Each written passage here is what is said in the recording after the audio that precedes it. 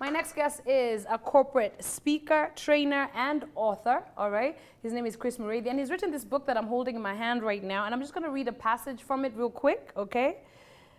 From the back, all right, description. However, in the current situation, the escalator seems to have jammed at every level. Many young people, even the most highly educated, are stuck at the bottom, underemployed or jobless. At the same time, men and women in their 60s and 70s with empty pensions and a government safety net that looks like a Swiss cheese are staying and rejoining the workforce in record numbers. I think this is something we can all relate to. Chris Mureithi is here to tell us how we stand out in this volatile and very competitive global environment. Everyone, please welcome this great author and speaker.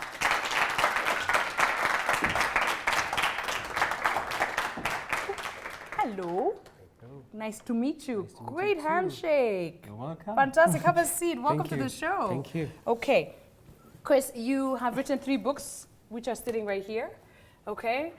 Before we get into the books, what makes you special, Chris Mureithi? What makes me special? Yeah. What makes me special is the fact that I have deliberately decided to live my fullest potential and help others do it along the way. I call myself an investor in happy endings. Yeah, so I help people grow to the next level. We say that we want to get to the next level. Everyone has their next level. How do we get there? Those are the questions I answer. Okay. Yeah, so besides writing, I speak as well. Okay. I get paid to do it. Yes. Yes. That's why you're here today, so you can Yes. speak directly to us and our viewers at home and our audience. My pleasure. Excellent. Now, starting from the very beginning, tell us who Chris Mureithi is. Where did you grow up, your childhood? What formed the man that we're sitting here with today? Like many other children in Kenya, Yeah. I grew up in the normal setting. Yeah. I grew up in the east of Nairobi, somewhere in the east of Nairobi. Okay. And I didn't know where my life would end up. I think life has twists. I saw myself as a lawyer while I was a child because I could argue and win arguments, and I could trick my mother. Yeah. So I thought I could make a good lawyer. Lawyer. But as I grew older and I have been exposed to many things, I finally discovered I have a gift in me, the ability to speak. And I knew this when I was still a child. First, my mother called me a parrot. Yeah. I was always talking. Chatterbox. Yes. The only thing that shut me up was food, sleep, and my father's slap, temporarily. Yeah. And when I was in school, always appearing on noisemakers list with a, times 10 at the end. I know some of you can relate. Me. I used to appear. In fact, even when I was out of class, Yeah. I still appeared, nonetheless. And then I went to college, pursued commerce. I did very well. I graduated top of the university, and I went into the workspace. Okay. I got hired in Safaricom to do corporate sales, which I enjoyed. Yeah. But while at it, I discovered I had other gifts, the ability to talk. Okay. I can talk the whole day.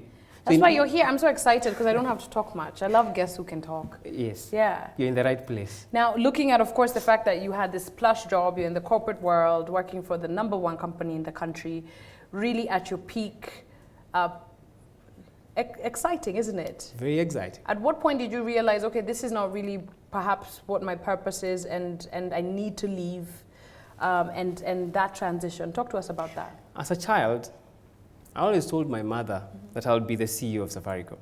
Really? Yes. Okay. It was a childhood dream. I told her after Michael Joseph. Yes. I did not know he would retire that soon, so I still hoped that I would be the CEO. And dreams come true. I got my job there. And I was excited. The euphoria of being hired in the most profitable company south of Sahara and north of Limpopo. Yes. It was exciting. Dream come true. And I started working in the corporate sales. I was happy for a while. But while I was there, I discovered I used to do so many out of my job description work. Talking to people, I'll find people, I'll engage them. Yeah. I was the fallback MC in case the main MC did not show up. Yeah. I used to be the fallback MC. And somebody once came and asked me, have you ever considered speaking as a career? That's when I started thinking about it.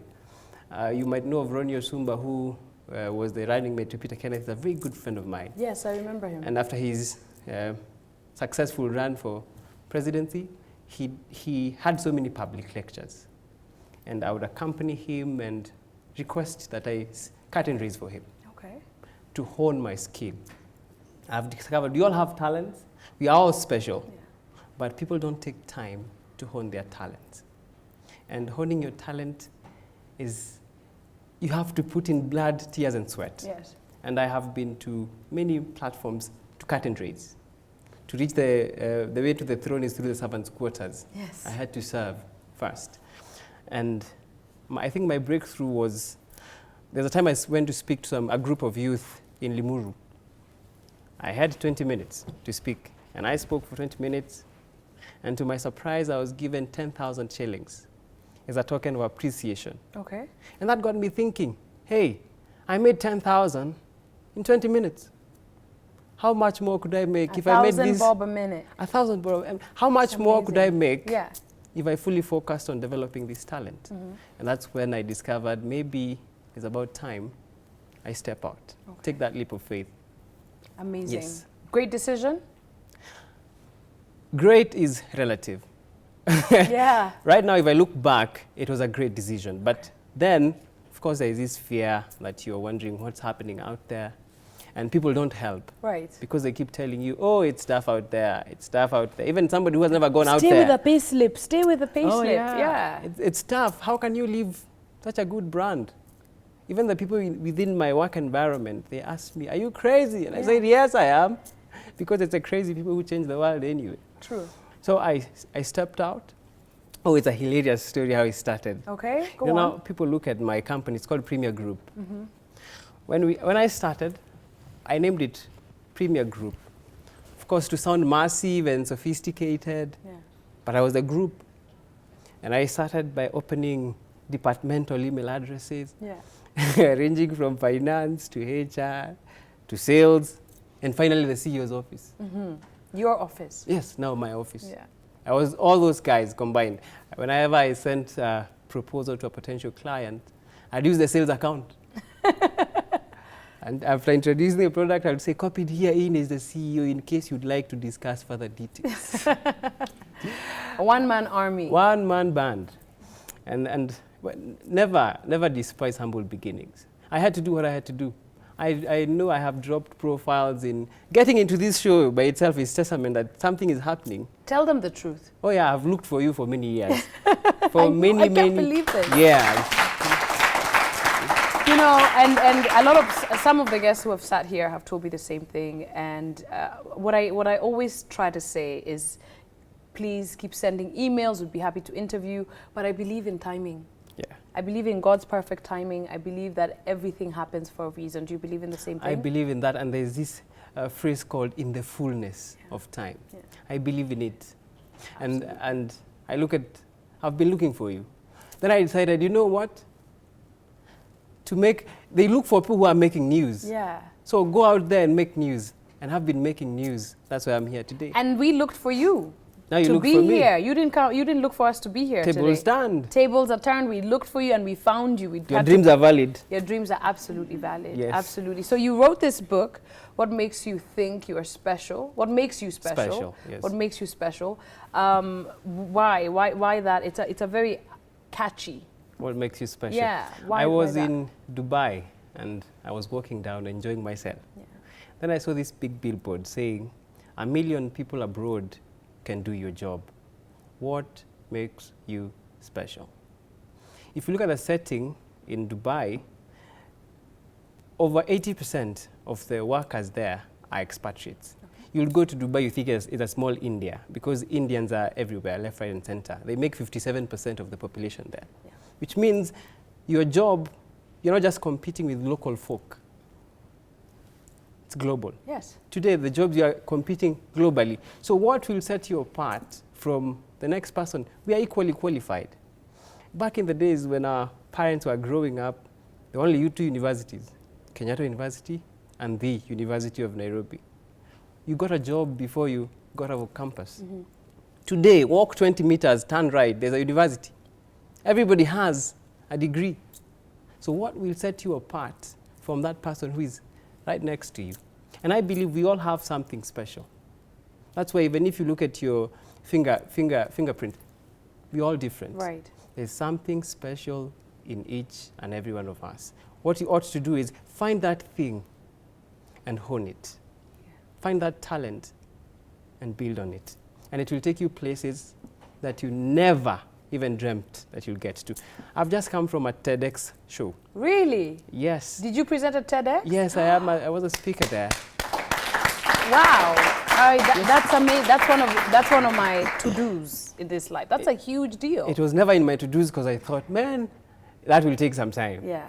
But I think eventually your gift stands out. What was your topic? What did you talk about? I talked about the power of motivation. I love it. And I gave a very interesting story. Okay, tell us.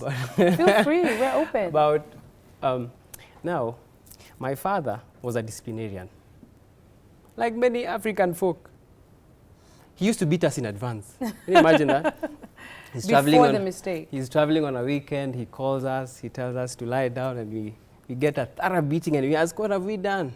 He says nothing. But I know while I'm going, you'll do things, so I'm just paying in advance. Yeah. You travel, come back, and the reporter-in-chief, aka my mother, was waiting. Yeah. Reports the atrocities you committed. You get another beating, postpaid, Yeah. There was prepaid and postpaid. So there was this time, and that's where the story of the power of motivation came. I don't have a PlayStation when growing up. Yeah. So our games were a bit unconventional. 3 sticks. Yeah, I would go stick our head through the window grills of a building under construction, shout into the empty rooms. I don't know if the viewers did that. Yes. If they did not, we I can did. understand it's the size of the head, maybe it did not allow. So I would go and put there, shout, hear the echo, we have a time of our lives. But one day I stuck my head in there and it refused to come out. I was stuck. So my kids in there, they tried all they could to get me out. They poured water on me. At least they understood the concept of lubrication. Yeah. Tried to pull me out quite literally. It could not come out. They did the next foolish thing. They fetched my father. Now with the background I gave you, now that was foolish. Yes. And he responded. Came, found his son was stuck. Imagine what he did. What did he do to you? Oh, Chris? he removed his leather belt. While you're stuck in there. As you can imagine, that was a perfect position. Yes, of course. I was thoroughly whooped until my head came out. Wow. And that's the day I discovered that when we have the right motivation, the things that look impossible, they can actually be done. Very powerful indeed, and we'll delve a little bit more into the book. But for now, we're going to take a quick commercial break. We'll be right back after this. Remember to log on to social media platforms. We want you to interact with Chris and our audience, and that's right here. So the book is called What Makes You Special? All right, and it's a guide to personal branding. I'm just gonna read a few of your chapters, if you don't mind. There's chapter 1, What Makes You Special, chapter 2, Understanding Personal Branding, and under this particular chapter, we have Throw Some Paint on Your Canvas. We have Find Your Winning Terrain, Identify Your Goliath, Get a Mentor, Develop Deliberate Emotional Intelligence, okay?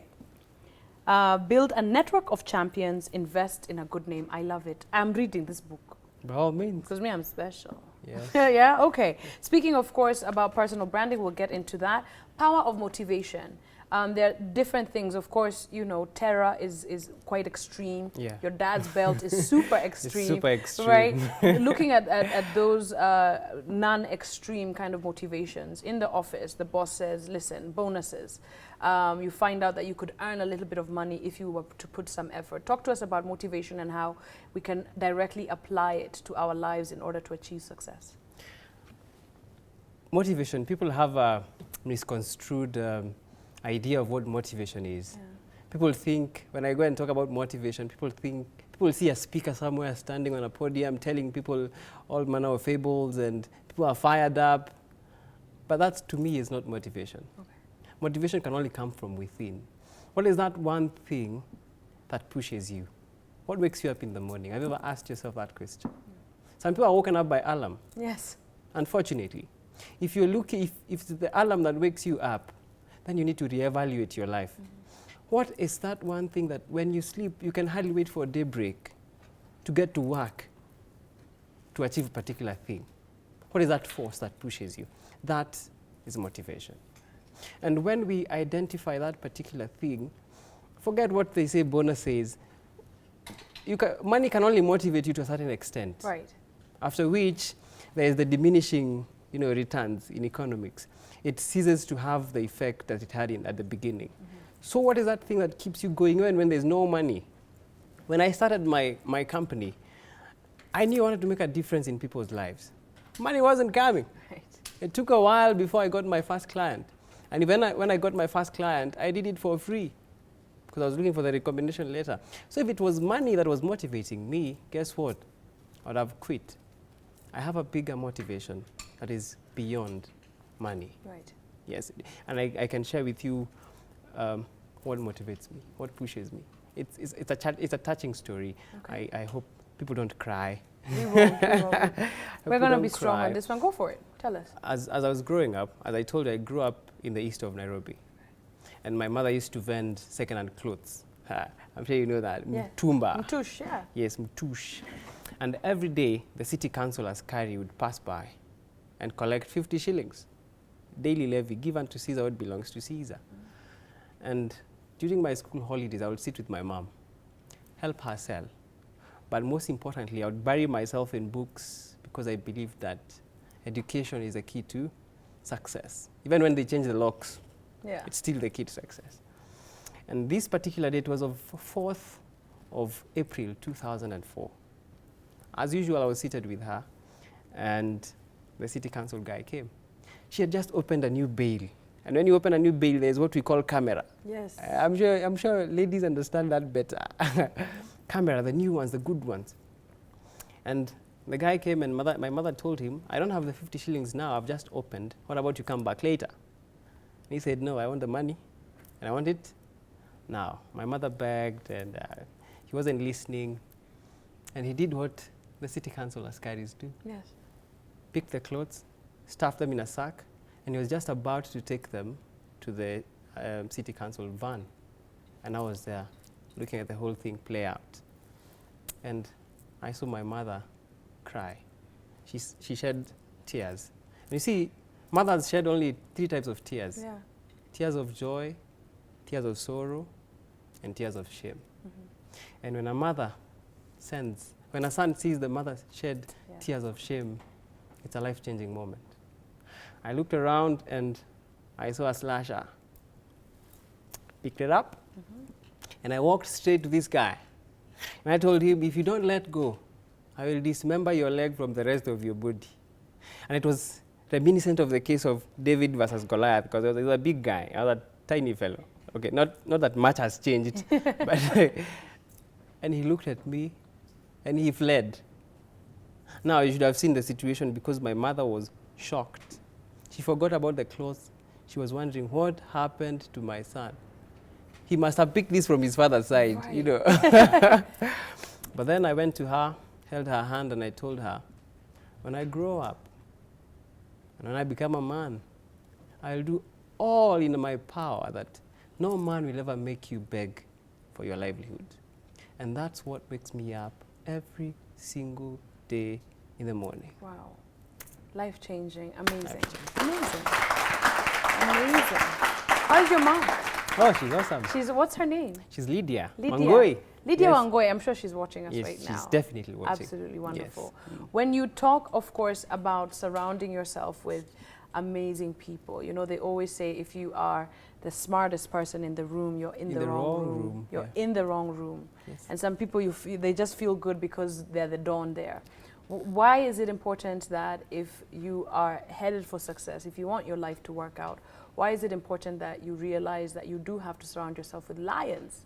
With lions, because those who, I say birds of a feather flock together, but also fly to the same destination. Right.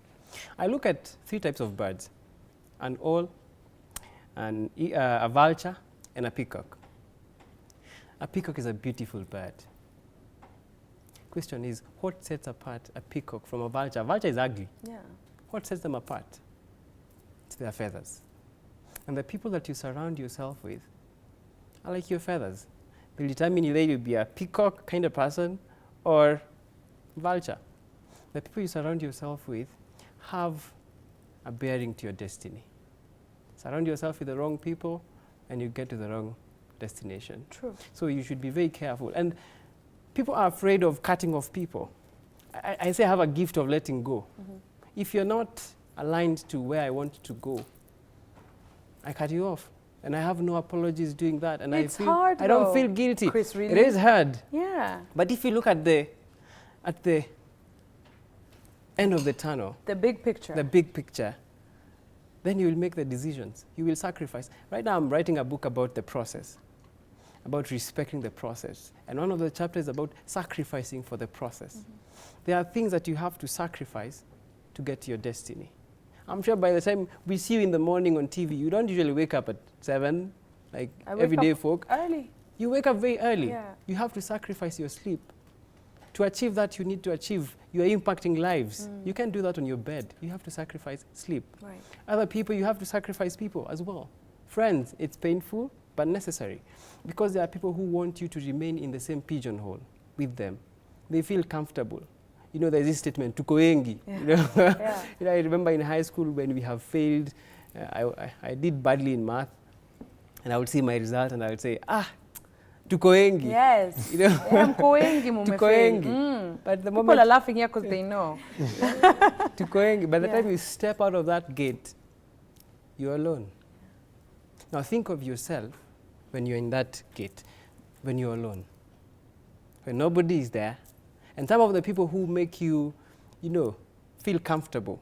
You know, failure, when many people are failing are together, there's power in numbers. Yeah, exactly. Does not matter which numbers. When you failures, there is power, and you feel comfortable that these are my colleagues. Yeah. But in the bigger picture, will these people help you get there, or are they pulling you down? Okay. When you realize they are pulling you down, they're not helping you get there. Move. And you see, even the scripture, I read a lot of scripture, it says, by beholding, you become changed. Whatever you behold onto changes you. That is why, show me your friends, and I'll tell you who you'll be in 5 years. Oh my God. Because by beholding, they change. I love that. You're brilliant. I wish I had answered that email 3 years ago. But we Fullness of time. Fullness of time. I Yes, love it. yes. Money is a big deal for a lot of people. And you've even referenced it in the intro of your book. There are those who have so much of it, and even in this country, they don't know what to do with. And there are those who can't rub 2 coins together, go to sleep hungry. There are those who wake up daily, work so hard, blood, sweat, tears. They put in everything you've just said. They've got the motivation, they've got the discipline, and still their lives seem stuck in a rut when it comes to finances. What can you say is some of the issues that keep us in that place? Working hard alone is not enough. Yeah. I mean, the guys who dig holes, they work so hard. I stand for 1 hour and speak. I'm not working hard, really. I'm working smart. It is because I have found my terrain. I think it's referenced in that book.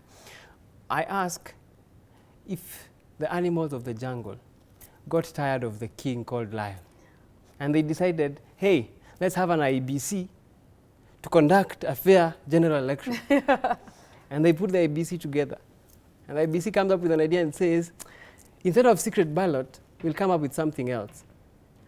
We'll find the tallest tree in the jungle, and whoever gets to the top first becomes the king of the jungle.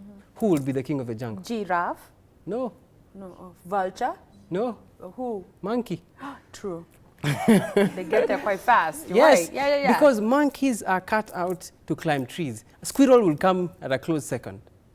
Now, we are in a world where our education system puts us in the jungle and says, climb this tree. Whoever gets to the top is the king of the jungle. So monkeys are enjoying and they are having a good time, while the lions and the elephants are there thinking, man, we are weak. But are they? No. They're not. They're the strongest. They're the strongest, but the metrics used and the parameters don't suit their strengths. So if you've been working so hard to try and climb that tree, you have been, even a fish is there trying to climb the tree. The hyena is there trying to climb the tree. Guess what? You'll just be thinking, oh man, there's some divine favor with the monkeys. But it's not true. God has created each of us and gives us tools for specific spaces. So if you find yourself like myself talking, and then you go put me behind a desk, no matter how hard I work, I'll never reach excellence. True. I say excellence is composed of 3 things. 1, talent. Talent is, you can never change your talents. You have specific talents. And people have defined talent as a unique ability or aptitude. But I like to go deeper. And I say a talent is a recurring pattern of thought, emotion, or behavior that can be productively applied. Okay. Are you together? Yes, very much. So if your smiling can be productively applied, it's a talent. Do it. I mean, not everybody can show up on TV like you do. Yeah. Oh, thank you. You know, because not everybody can smile. Some of us will smile and the TVs will go blank. You know? It's not your area. It's, what is that one thing that is recurring, that recurring pattern? Once you identify your talent, remember talent alone will not take you to excellence. Right. There are so many talented people in the world. So it is not just about talent. There is the second component, knowledge. I can speak. I realized I could speak. That was in no doubt. But I'll not just be paid to say nothing. So to talent, I add knowledge. I want to know everything about everything in my field and other people's fields too, because I speak to diverse audiences. But knowledge alone, again, cannot take you to excellence. Right. There's the last aspect, skill. Skill, once you have done something so many times, you make a sequence of steps to achieve a particular task. That is skill. Okay. And skill alone, again, will not take you to the top. Not enough. Skill will help you avoid failure, but will not reach excellence. Excellence is a combination of these 3 things. Okay. Talent, knowledge, and skill. Talking, of course, about personal branding, and I referenced this earlier because someone asked me about that the other day. They said, Kobi, you have a YouTube channel. I said, yeah, I'm on YouTube. You can find me there. And they said, but you know everyone is now on YouTube. I said, yeah, I know. And then you remember the quail eggs? Yes, One person did it, then we all did it. We all did it. You become a stylist, everybody becomes a stylist. You become Yeah. a blogger, everybody becomes a blogger. And I don't know if it's a human nature or if it's a Kenyan thing. What do you do when you know that this is your talent, you know that this is your purpose, why God put you here, and you know that you're striving towards excellence, and then everybody in your environment, community, country starts to do the same thing and drowns your unique ability? Now, Personal branding is the art. When I write these books, I put a lot of effort in writing these books. I wake up at 4 a.m. in the morning to write. It takes a lot of work. I do very good content. Yeah. Not because I'm the author, but I know I do good content. Right. And I'll do myself a disservice if I did all that good content, but then I made a cover that is lousy. Because people first look at the cover before they decide to look at the content. And I say the personal branding is the art of designing the cover of the book called You. Are we together at that point? It's designing the cover of the book called You. But beyond designing the cover of the book called You, it is matching it with the content. Okay. Yeah, don't be so fancy on the outside. On the outside, then on the inside there's nothing. Yeah. And when people focus on your Facebook profile, your YouTube channel, those are just the outside. But what is on the inside? I usually give, when I'm speaking about personal branding, I give a story of someone who bought a book. The title was All About Women. And he went, page 1 was blank. Page 2 was blank. Page 3 was blank. He got to the end. And then there was the conclusion. You can never understand women. And he was so upset because for him he needed content. But I think he found it though. Impossible to figure us out. So when people buy the book called You and the cover is brilliant, what is the content? Will they like what they find after they uncover? Are you just a good container with no content, right, or what? Okay. So it is the art of designing the cover of the book called You. I love it. And you know, then you'll matching it find with the content. Yeah, and you'll find the original ideas. That's what I always say. If you had the original idea, and then other people replicated and imitated and copied, it's okay. It'll all fall off. it will all fall off. I always say that. And imitation is the best form of flattery. Don't you guys agree? Oh, yes. Absolutely. All right. My guest here, Chris Mureithi, has written other books, not just the one I've been talking about. The Realities of the 21st Century is one of them. And the one I really want to read, I think this cover got me, okay? The Shallow End, the best swimmers aren't found here. I love this. You're going to tell us about these two books in a second, and we'll get some questions from our audience. You're great, by the way. Very nice to listen to. Thank you. Very nice. All right, guys, we take a quick commercial break. We'll be right back. And remember, Nivea is looking for you to nominate a woman who's achieving the perfect balance in her life. Don't forget, log on to our social media platforms, give us her details, and we'll bring her to this show to celebrate and, of course, gift her as well. We are speaking to Chris Mureithi, who is a motivational speaker. He is absolutely amazing. He's an author as well, and he's a trainer and a consultant. I forgot that little part. He's also written 2 other books. Today we were talking about what makes you special, but you've written The Realities of the 21st Century. Okay, how can we grow and succeed in an ever-changing world? And The Shallow End, the best swimmers aren't found here. Quickly, just give us an overview of what these 2 books are about. Start with this one. My books are usually inspired by life experiences. Okay. The Shallow End, I went to Mombasa in December. Yeah. Like many Kenyans do. Yeah. Yes. I don't know, I think tunaenda too. So I went to the beach. Back then I was young, foolish and broke. I could not afford, the Sarova White Sands, the secluded ones. Yes. So I went to the public beach. And you realize at the beach, at the show, it's super crowded. Everybody's there. It's like CBD. It's like CBD. There are people who would not like to see water above their knees. As long as it's above their knees, they can't go any further. It is so crowded at the show. But as you venture deeper into the ocean, guess what? The numbers reduce drastically. And that's why the deep sea divers, they don't dive at the show. No. They dive in the deep end. Quite deep. And it's reminiscent of life. Many of us just spend our lives at the show, never really exploring the possibilities that our lives hold. Yeah. And you know what happens at the show? 1, it's crowded. 2, all the dead fish, and when people die, they are washed off to the show. So guess who you are living with? Dead things. Yeah. Dead things are always at the show. And that's what inspired that book. Why don't we try and move deeper and further?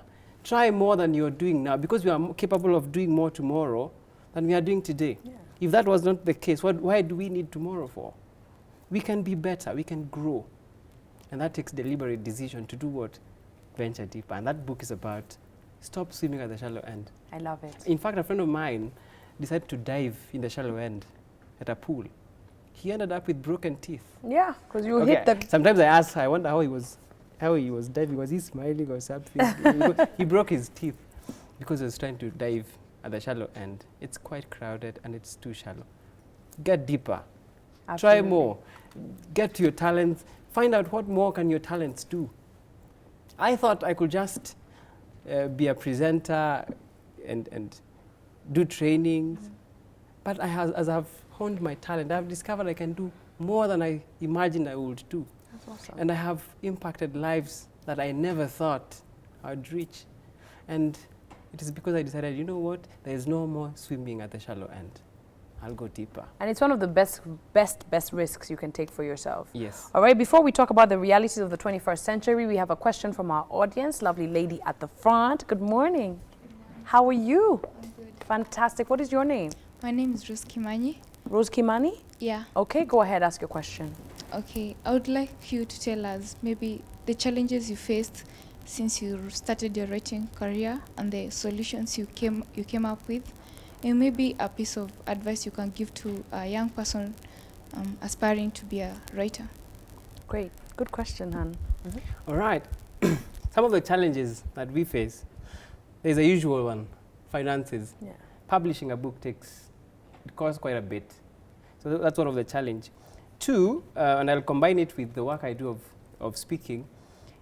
In the market, there's this perception that for you to be a speaker, you have to be old and big in size.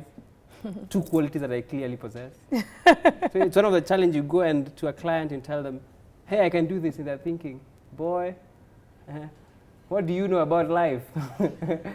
You get. But then this is what I tell them. God gave me a gift bigger than myself.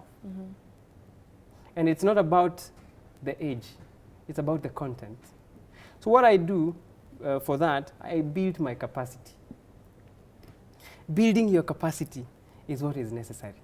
And that's the point where the youths miss.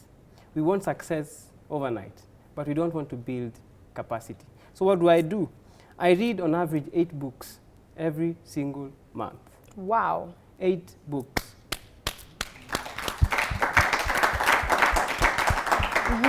The body might be small, but what is between my ears ain't small. All right? And everybody can read, I think. If you decided to do that, you can. So because of my line of work, I sell my brain, literally. It is not because I'm good looking that people pay me. I know I am, but it's not the reason why people pay me. It is what is between my ears. I look at when I was in high school, we used to buy chipo. I went to Nairobi school. I used to buy chipo at Odeon Cinema. 25 shillings. Yeah. And we would complain, man, this chips is expensive.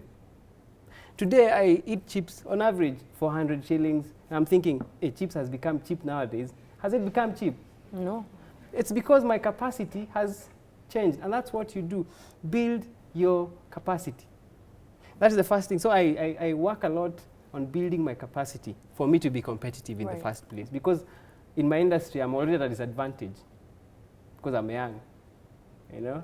So build your capacity in whatever industry that you're in. Focus on building your capacity. It's the message I hammer to everyone who asks.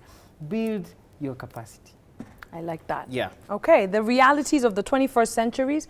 How can we grow and succeed in an ever-changing world? Tomorrow, the world will be different. Totally. Next week, it'll be even more different. Totally. How do you compete? I look at about 10 years ago, we would see these big dishes in homesteads. Yeah. Like the ones you have in the TV stations, the big ones. Yes.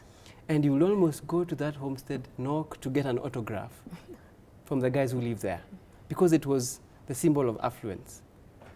Today, those dishes have been replaced by very small ones. Tiny. Tiny ones. And everybody has one. Yeah. Now, had you pegged your success on that big one, where would you be now?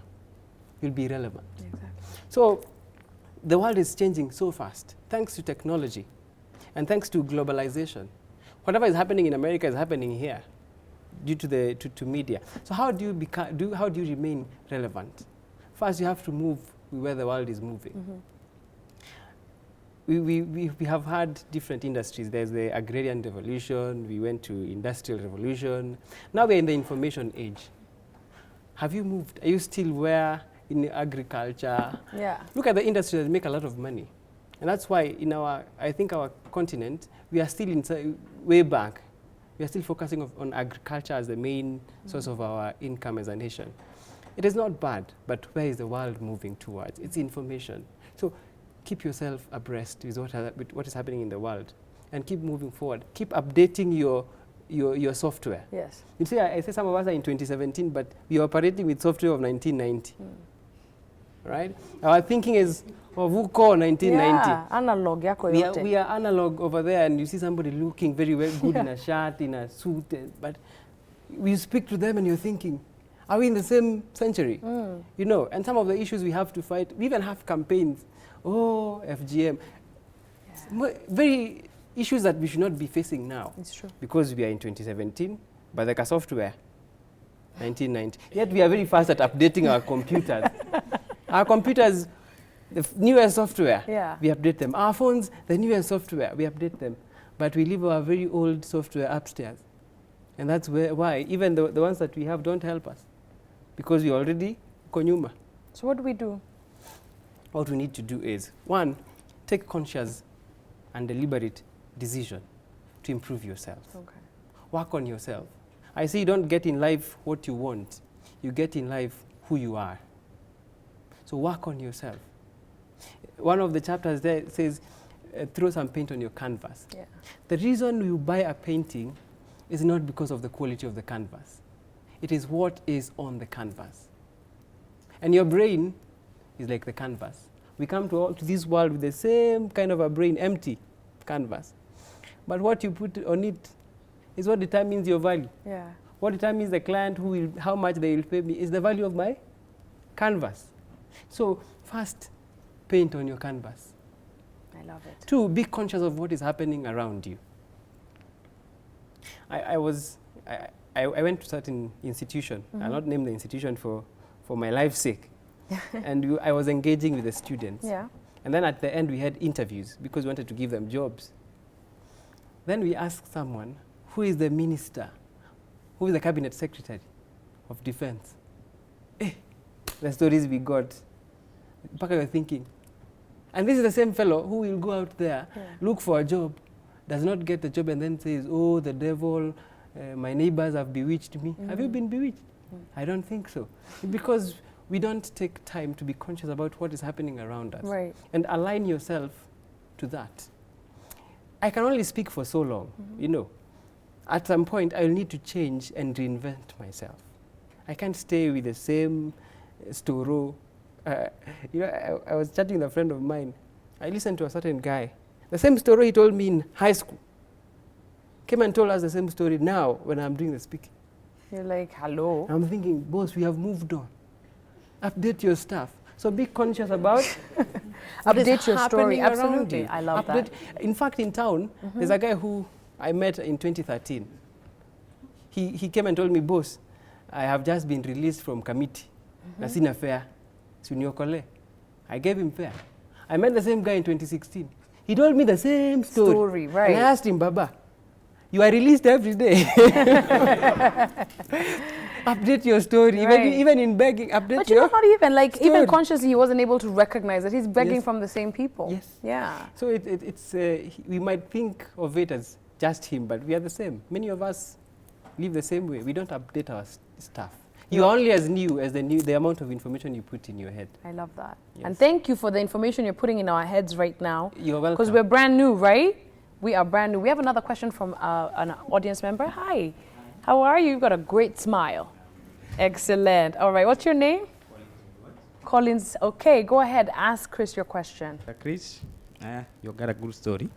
I think I gotta read the books, the 3 books, by the end of this year. Okay, my question is, along the way, did you have some fears? And if you had some, how were you able to overcome them? Good question. Good question. We might even give you one of these books if he agrees. All right, Chris, tell us. One of the things that stops people from achieving and living their fullest potential is fear. Fear of the unknown, fear of failure, fear of success, fear of what people will say. Yeah. And sometimes I ask, especially that last one, do opinions of people pay your bills? Your landlord doesn't care. If one day you just sit and the opinions of people come and say, boss, we'll not pay your bills, by all means, listen to them. Yeah. But there's no day people's opinions will pay your bills. And the fears. Fear is one of the biggest things that stops people from living their fullest potential. How then can we confront fear? This is what I do. I used to have a fear of heights. So now what I do is I go to places that are high. If you go to Kasarani, the swimming pool, they have this place where you dive from 10 meters. You jump from 10 meters I've seen high. it. The first time I went, I tried the 3 meters. I stood there for 1 hour. Guys are coming, jumping, and I'm thinking, hey! They're coming and jumping. The only motivation that made me to jump is that I saw ladies who were jumping, and my ego got in the way. Your ego was your motivator. Yeah, and you see, I say ego is inversely proportional to the size of the man. The bigger the man, the smaller the ego. The smaller the man, the bigger the ego. So you can imagine my ego, the size of Africa. She jumped, and I decided, you know what? I will jump. I jumped. And I realized, I am not dead. I'm still here. Right. And I swam out, and I decided I'll go for the 5 meters one. I went to the 5 meters one. Okay, it was more challenging, but I jumped. Oh, of course, at that time when I was jumping, everybody had left the pool. Yeah. It is called private failure is better than public failure. And then I got to the 7.5, and I jumped from the 10 one. Yeah. So then I had to go back with an audience. To see you. Yes, and they're jumping from the 3rd one. I'm telling them, I can do the 10th one. So I go up 10, jump, and they think, oh, man, He's Superman. Yeah. Happy. We've been practicing and rehearsing, yeah? The only way to overcome your fears is to face them. Do that thing that scares you. I teach people how to communicate in public. And I tell them, the only way to overcome the fear of public speaking is speaking in public. Yeah. Start with your children, because they will clap for you even if you are doing rubbish. Then, and your wife, if they are supportive. Right, yeah. But then go to bigger audiences. Start facing those small fears. And at the end of the day, you look back and think, what was I afraid of? Eventually, in the fullness of time. If you avoid fears, they grow. I love it. If you face them, they go. They go.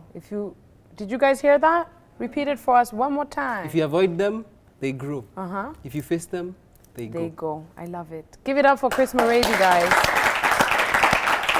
Absolutely awesome. Now, looking at, of course, your life as an author, as a consultant, first, where can Kenyans get these books?